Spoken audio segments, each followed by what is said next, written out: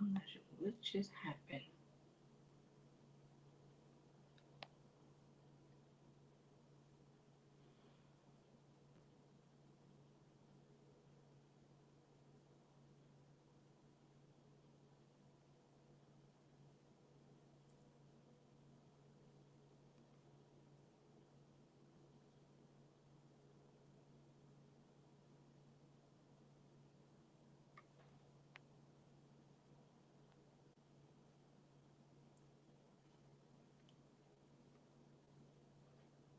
Good evening, everyone. Is anybody able to see me? Oh, perfect. All right.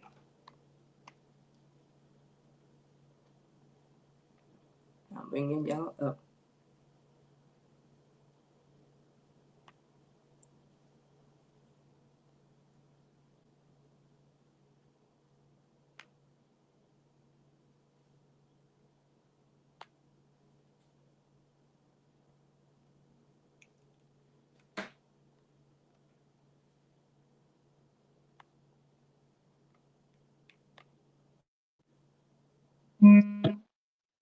Good evening. Do we got it? Okay.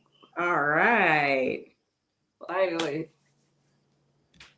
Uh, can you get a little bit?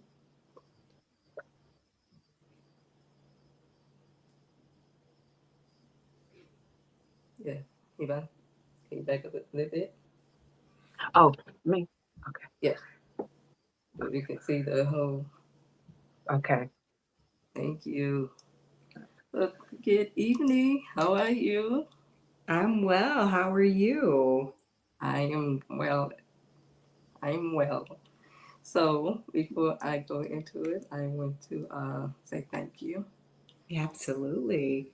You can Yeah. say no to anything, but you came through, and I appreciate. No, thank you for inviting me and having me on this evening. I appreciate you reaching out and asking me to be a guest. Yes, absolutely, because this is a topic that I believe that we need to unpack. Yeah. Yeah. Um, I have watched your videos, and I'm like, she has so much knowledge and wisdom, and and, this is what this whole thing is about. So, those of you that are watching, good evening, everyone, and welcome to another mental check-in. I am your host, Chiquita, and this is the space we have a real conversation about growth, healing, and the things that we don't always talk about out loud. So today's topic is about why we feel uh, abandonment. And I am joined by this very special guest, Coach Britt, or should I say mindset coach Britt. Either one's fine. Yeah.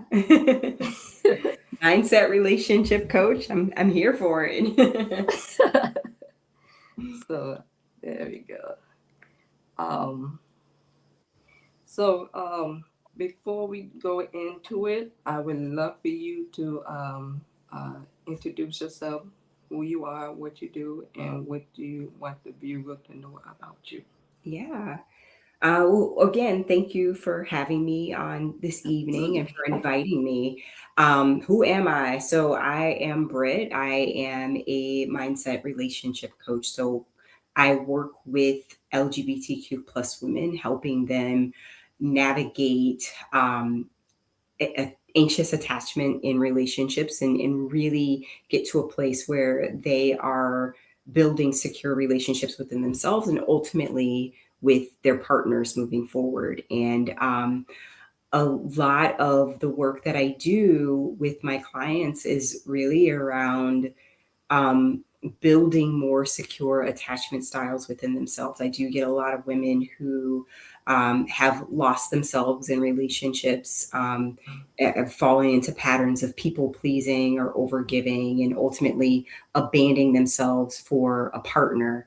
And a lot of the work that we do is really around them first returning back to themselves and learning how to be secure and grounded within themselves first, so that when they start to get into relationships again or once they start dating again, they can really come from a grounded, more intentional place versus the maybe some of the old patterns that they've been operating in from essentially childhood.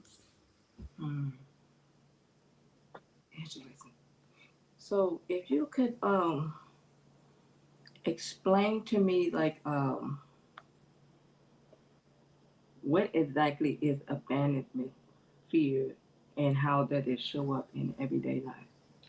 Yeah. And so the fear of abandonment, I mean, it really is what it said. It's this fear of being left, this fear of what people believe as them being alone, right? And oftentimes, like if we think about epigenetics, like our ancestors, and not just our most recent ancestors, but our like say primal tribal ancestors. When we when our ancestors were living, they lived in community. And if someone was kicked out of that community, if they were kicked out of that tribe per se, what would have happened was they were going to die. Like they were literally going to die. At that time, probably get eaten by a saber-toothed tiger or some wild animal. Like they were not going to survive in community.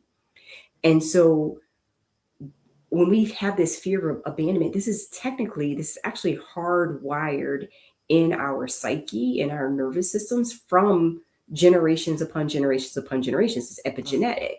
Mm, And so what happens is over time, now we're at a place where we're in 2026. We probably won't have a saber-tooth tiger come and eat us, in 2026. However, our brains and our minds and our psyches and our nervous systems are still wired mm, towards that tribal mentality. If I get kicked out, I'm going to die. So now we have people in relationship dynamics where they've grown up, where maybe a primary caregiver didn't show up for them in a certain way, didn't show up for them in a way that they needed, or they were told, for instance, don't cry, or they were taught to not show emotion or something like that. mm, Like mhm, they were obviously, the caregivers were operating from their past caregiving, and again, generations upon generations passing it down to you as the person who's now having this fear of abandonment. And now you're operating from that fear and bringing this into relationships as an adult, trying to tailor an old way of living and old programming that no longer applies to your current system. So therefore, now you're in this place where you fear people abandoning you, you fear being alone, although you being with yourself in and of that place of being here is not abandonment, because you're with yourself. But we often even abandon ourselves just to get the love, affection, attention that maybe we didn't get in childhood. So I usually tell mhm. people that the actual fear is not the fear of somebody else abandoning you, it's actually a fear of you abandoning yourself, because that's what you've been taught to do over and over again over time as a child that you brought into adulthood.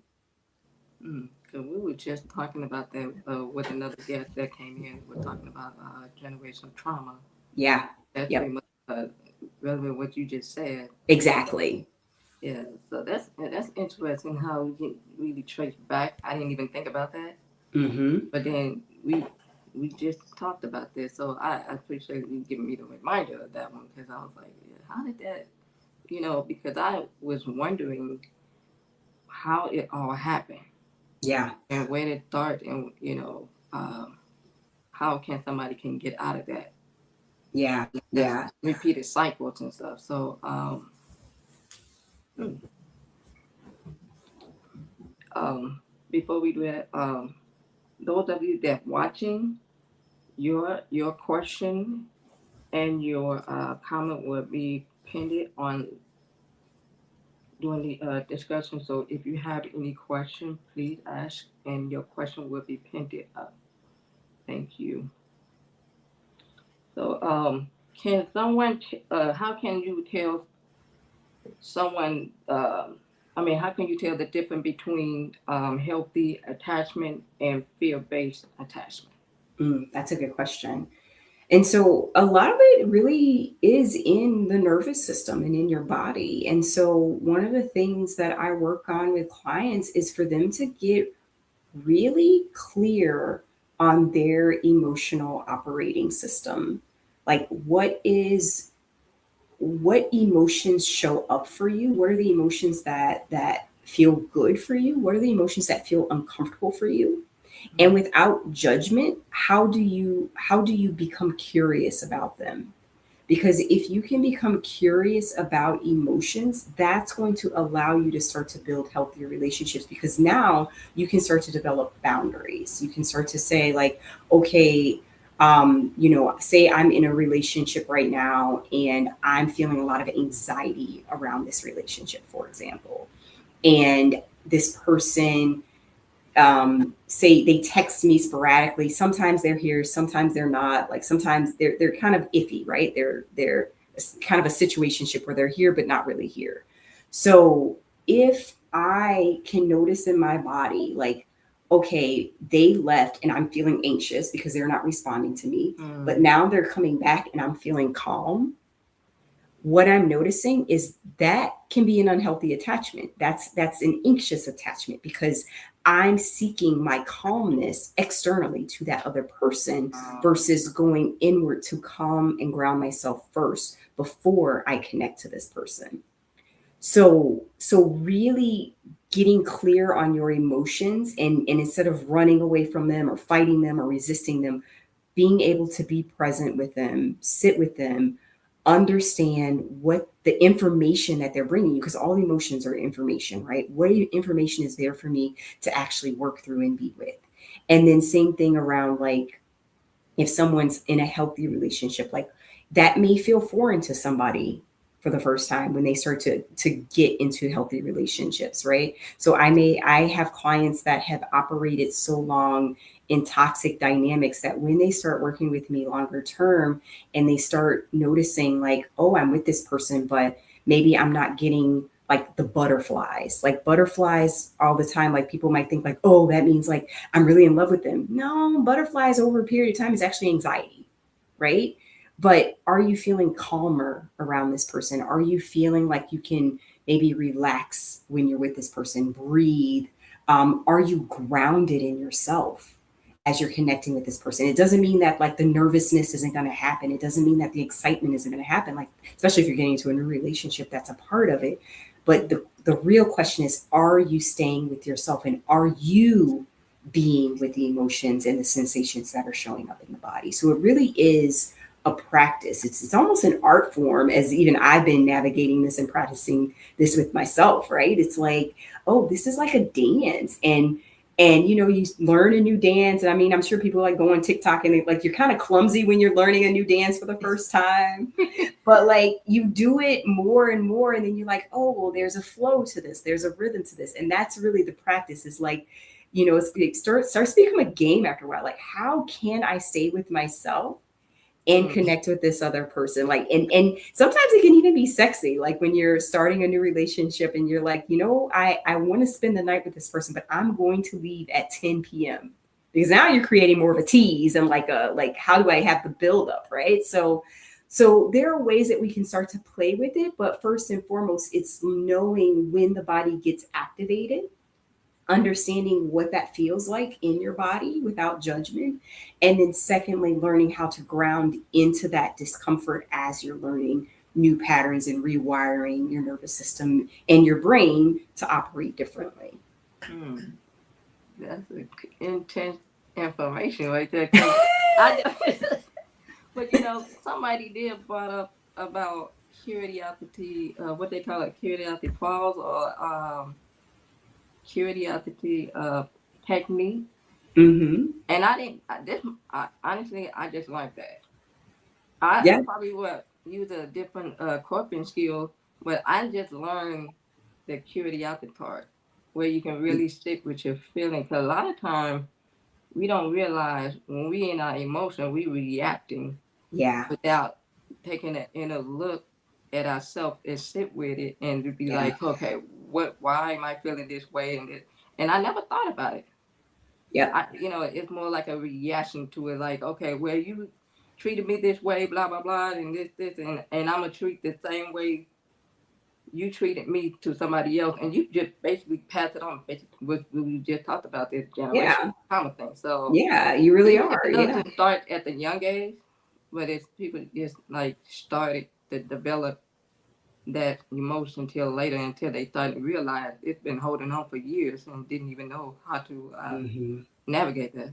Exactly, exactly. And I think I read something recently. I forget what they said, but it was like curiosity is the antidote to um, like resistance or reactivity, right? Is how do we take a step back and first get curious? Mm, And really, it's how do you take a step back and get present? Because until you're present, only then can your brain kick into curiosity. Because otherwise, like you said, you're going to operate from reaction, and it's going to be, well, you did this, and then I'm going to do this back to you. Well, now we're operating from primal animal energy, which is that generational trauma, versus the higher version of yourself, the higher intelligence, or the higher wisdom, saying, okay, let me take a pause, tune into my body, and then I can come back from a place of curiosity. It doesn't mean I don't have the emotion. It doesn't mean I don't have the upset, right? It's still right. there.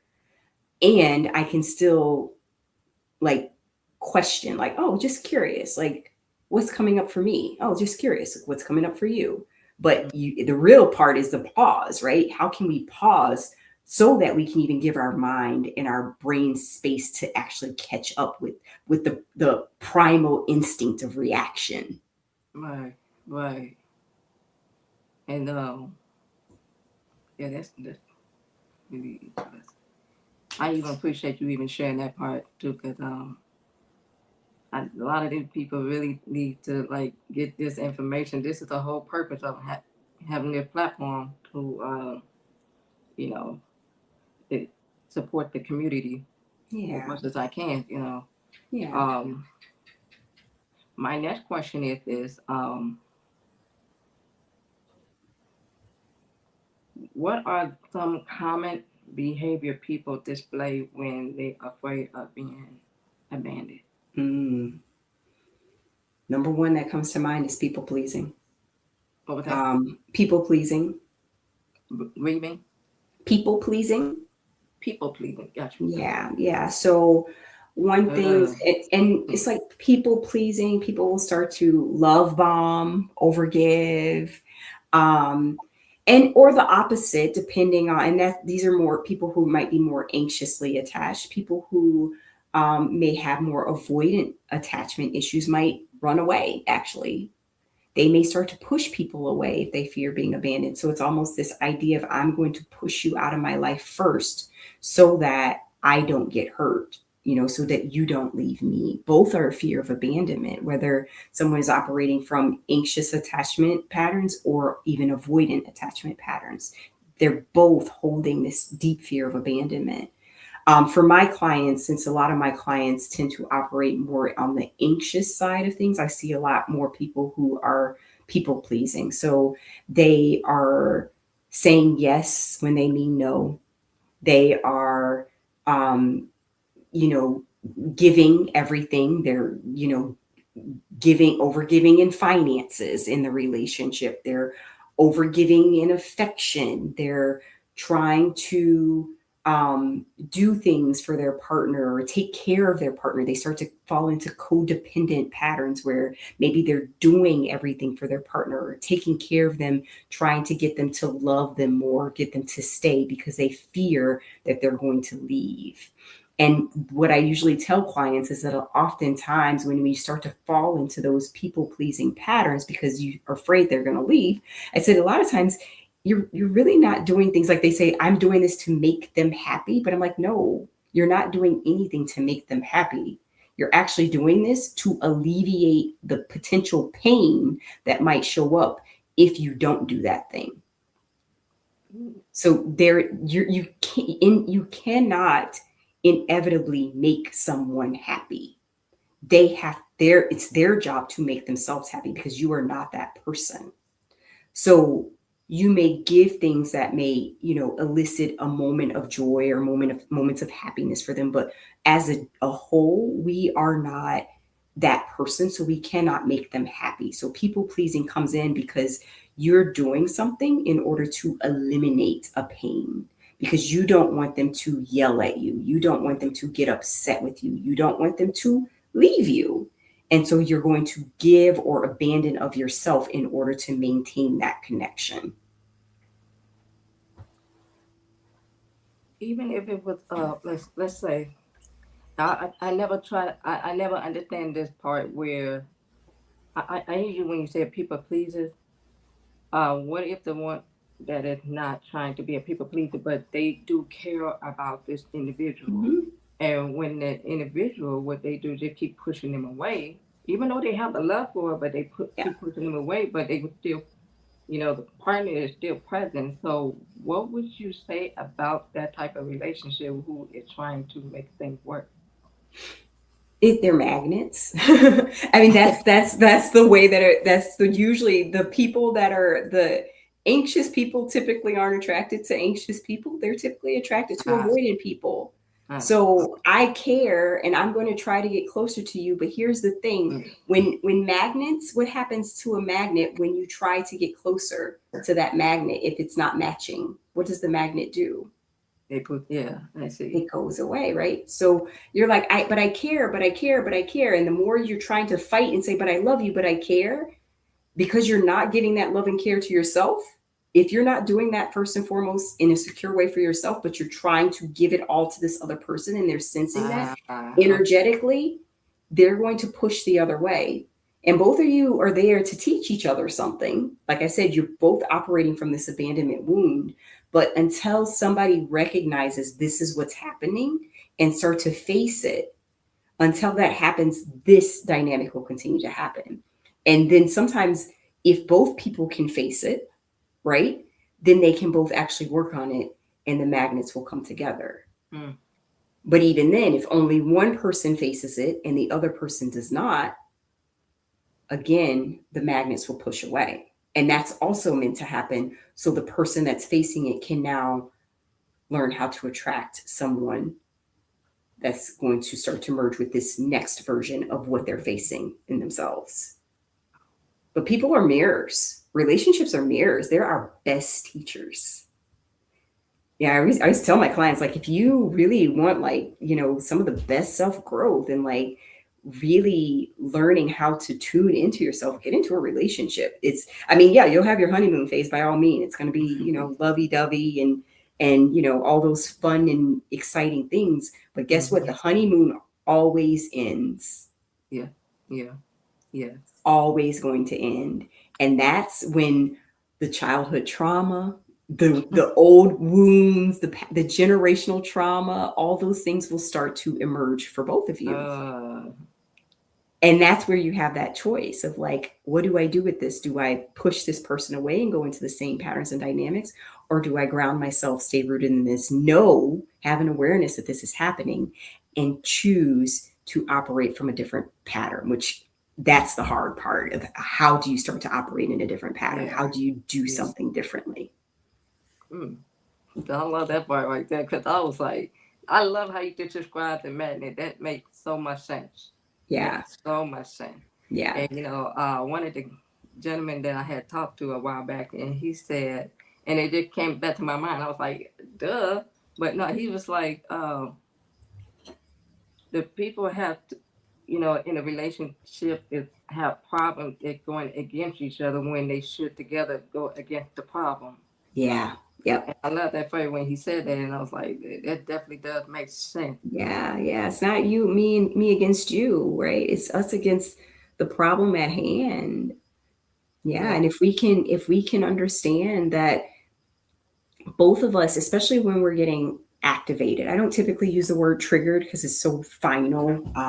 It's kind of like a weapon, like pow pow. So when we get activated, like our bodies turn on, kind of like a computer when you're starting it up, right? It's like, like it's getting activated. And we're operating from that fight, flight, freeze, or fawn, like that protective programming. It's really helpful to even first know in ourselves, like there's a younger part of me that's not being seen, heard, like there's a boundary that's being crossed, like some younger part of me, there's something that's not being met, right? Right. The challenge and the goal is if we can see that in the other person too, that can help to diffuse, because it's like they're also operating from their probably 7-year-old self who went through some trauma at that point that we may know nothing about. Wow. So we're not intentionally triggering each other or activating each other, but we are doing it in a way so that we can figure out a way to work through this problem. But yeah, we're just two 7-year-olds in adult bodies trying to navigate life and whatever problem is here presenting us at this moment. Mm. Thank you. Wow. I'm actually looking at the interpreter, so that's why I was. Mm-hmm. Gosh. Okay.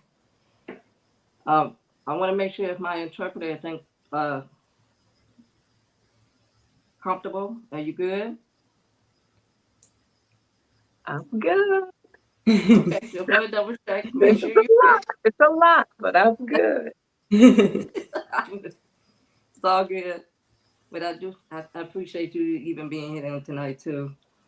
Because I know it's 9 o'clock and everybody's in bed. What are you in? If you don't mind me asking, where are you? I am in Costa Rica. Costa Rica. It is about the same time there. It's 7:30 A.M. p.m. P.M. Oh, Yeah. you got a couple more hours to go before you go to bed. Well, we're on a lot of people here. The circadian rhythm is like we are up with the sun and down with the sun here. So Yeah. typically I'm in bed by like 8:30, 9 o'clock. Got you. Up at 5 a.m. Are you on there? If you don't, No, I'm not. No, you're not. I moved Okay. here in October. Oh, that was new. Yeah, How you like it there? I love it. I love it. It is a different pace of life. Okay. Yeah. I've been saying I was gonna go so many times, and I kept procrastinating. So I'm gonna definitely make my time to go out Yeah. there and visit. Yeah. It's a I great hear it's country. beautiful. It is. It's beautiful. Yeah. Interpreter, do you have any question before I go on? Um, No. You good? All the viewers, I see some silent viewers. That's okay.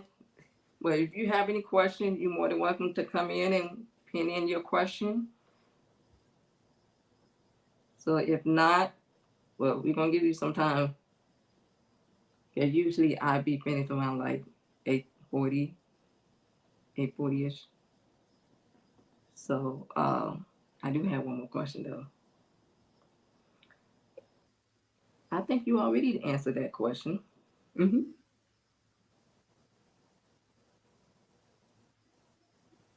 Yeah, you did.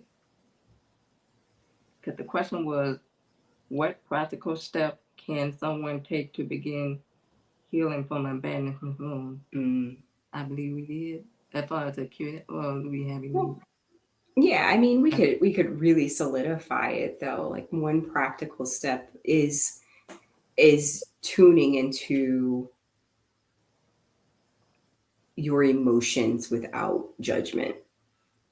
Like and if we go even deeper of like what is your boundary? Like what is your yes and what is your no in your body? I literally just did this on a group call with my clients tonight where I'm having them practice micro yeses and micro nos where and it can be little things of like, you know, what do I want to eat this morning? Do I want eggs? Yes. Do I want soup? No. And really check in with how your body feels when you say yes and no, right? Like, what are these micro actions that we can take throughout the day so that you can really start to acclimate to the emotions in your body? Because I think it's easy to say, like, oh, tune into your emotions. But sometimes I think there's a lot of judgment and shame that comes up with emotions that we don't necessarily even know that's operating in our subconscious, operating in the background. So sometimes if we can start with something very easy and something minor, like I want this, I don't want this. Do I want to go grocery shopping today? Or do I want to order from a delivery service? Like something like that, like, like something very simple that can start to help you identify what those emotions are. What emotions do you lean into when you say yes?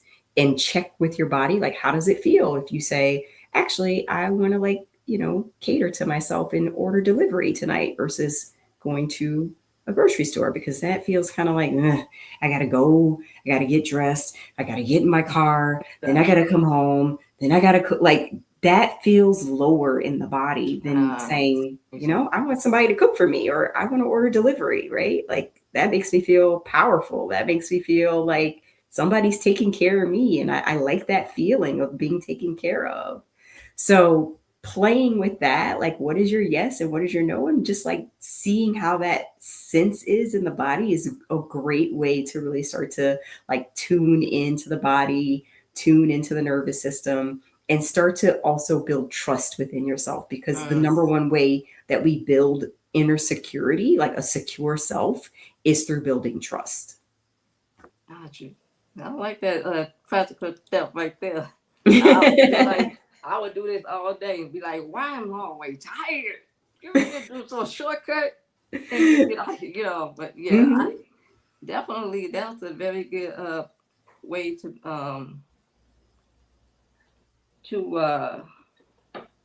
heal from the bad. I got tongue tied, so I apologize. It's okay. Uh, Abandonment.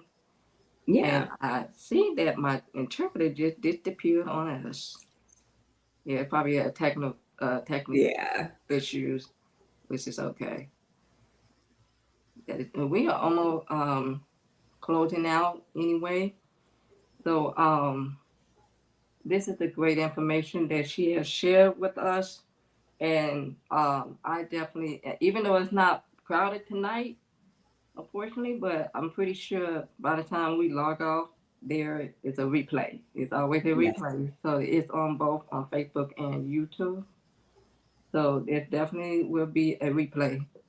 So I was wondering if there a next uh, workshop you're doing on what it is online. Yeah. So I actually have workshops where are usually posted to my Instagram page. Okay. And my Instagram page is at Mindset Coach Britt.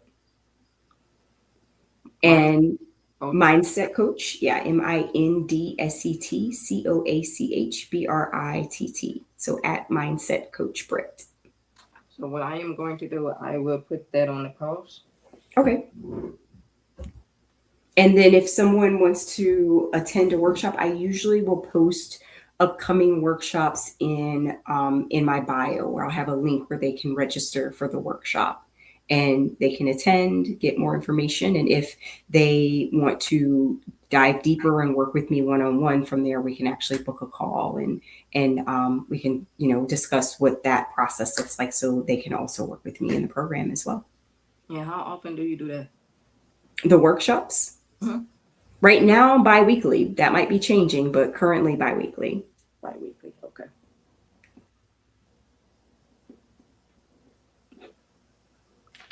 Well, Mel, I don't want to kick you out because there's a lot of information that I would love to dive in, but I do have to keep my time limited. Yes. So I appreciate all the information that you have shared with us, and it's definitely a pleasure to meet you. A pleasure to meet you too. And thank you so much for inviting me on and having this conversation. I really enjoyed it. Yes, I enjoyed it as well. So I will see you next time on the next mental check-in. Well, I would love to invite you back, but if you are willing, you are more than welcome to come back. Thank you. Pleasure to meet you. You Everyone that too. is watching, thank you guys for watching. I know it's late, but you are welcome to replay. Hit the replay button. You will get a great information from her. She is phenomenal. She explained a very good what the advancements, and I believe that hopefully that what you guys learn, you guys take it and take it seriously, because today banishment is really serious, and it's and not a lot of people are dealing with their emotion the right way. So please learn and do it. All right. Till then, I'll see you guys on my next mental check-in. Love you guys.